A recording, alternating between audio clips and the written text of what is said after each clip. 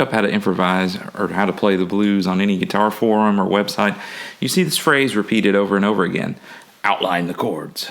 Well, what does that mean, to outline the chords? It means to play the notes that are in that chord. You can get so far with the pentatonic scale, but if you really think about it, there are a couple notes in your pentatonic scale that aren't in the chord that's being playing, especially if you've got, more than one chord per song. There's a possibility of some dissonance. And yeah, you can move around, but it's really easy to land on a very wrong note, a note that doesn't sound very good. And so if you want to outline the chords, then you learn what notes are in each chord, and you learn what's called an arpeggio for those chords. What that means is you're playing a broken chord. You're breaking up the notes. Instead of strumming it all at once, you're playing them in kind of a pattern. Now, these are very useful, but they're harder than your pentatonic scale. Your fingers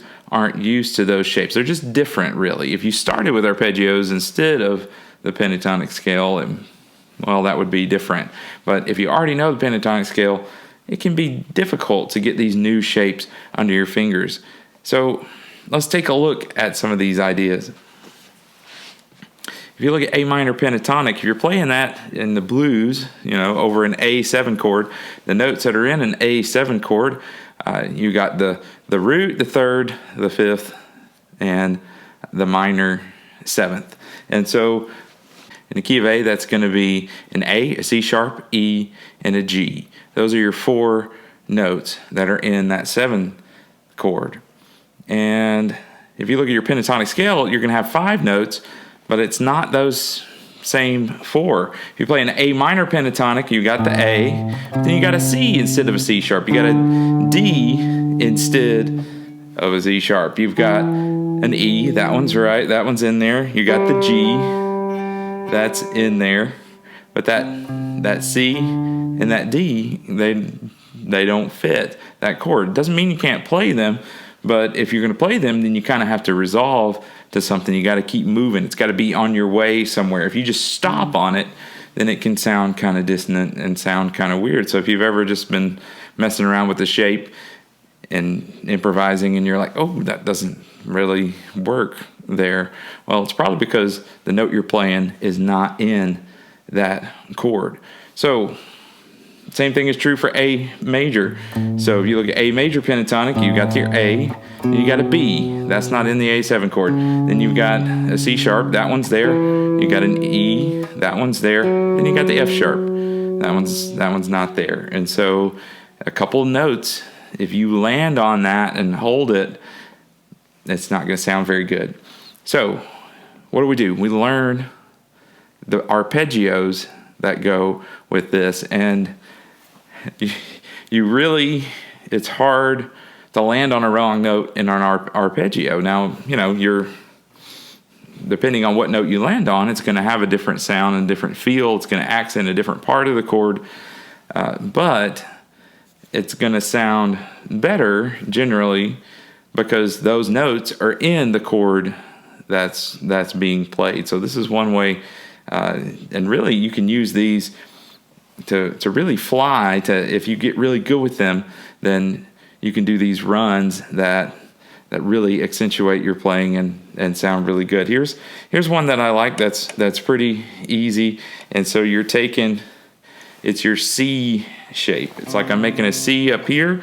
I move it all the way down to the 10th fret, and that's I put my second finger on the B string, and it's like I'm making a C. I bar the 9th fret. That's an A chord. Now, if I want to make the A7 arpeggio, I just work my way down the chord, but I add in a few notes that are different from the chord. So you can't just, you could do that, and that's technically an arpeggio, but if you want to play the full thing, so you start on the A on the 12th fret on the 5th string, and you work your way down. A, C sharp, there's an E, and then we're going to add the G note. That's on the 12th fret on the 3rd string. So that is a simple arpeggio. You're doing the 1, 3, 5, and the 7.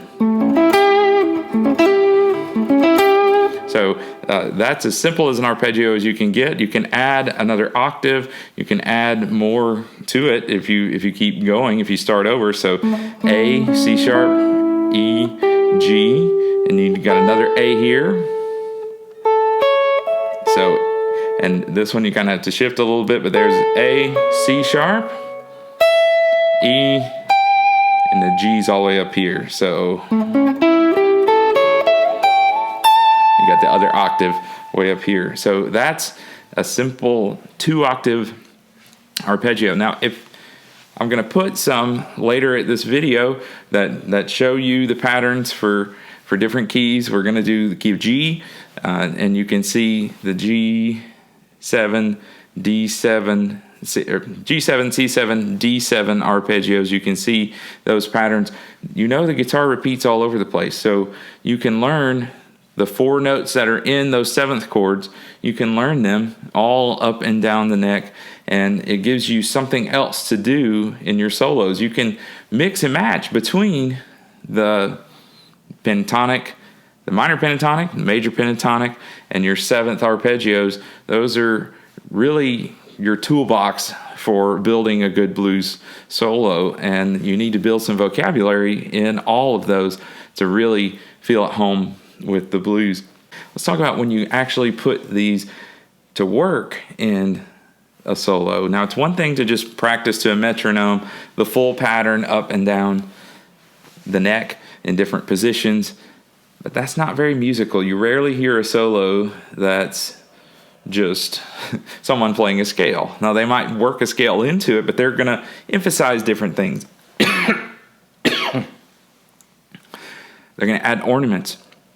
They're going to add bends. They're going to add some phrasing that adds some nuance and some character to their playing. And so what I like to do, instead of practicing with a metronome, I like to practice to a backing track and come up with this sequence of which arpeggios I'm going to use, what I'm going to do where. That way I have a roadmap of when to use the arpeggio, when to use the major pentatonic, when to use the minor pentatonic.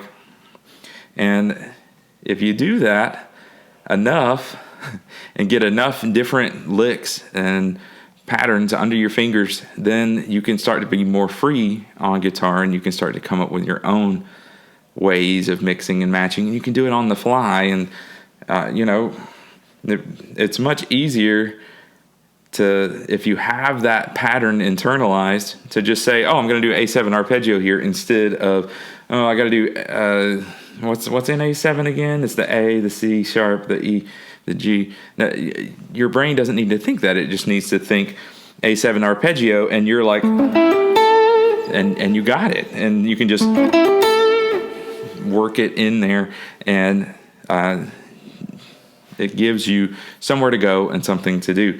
Now, I have an entire solo that's built using this idea of mixing and matching arpeggios with the major and minor pentatonic scales. And pay attention to the phrasing here. There are different ways to get it right and to really do well on this.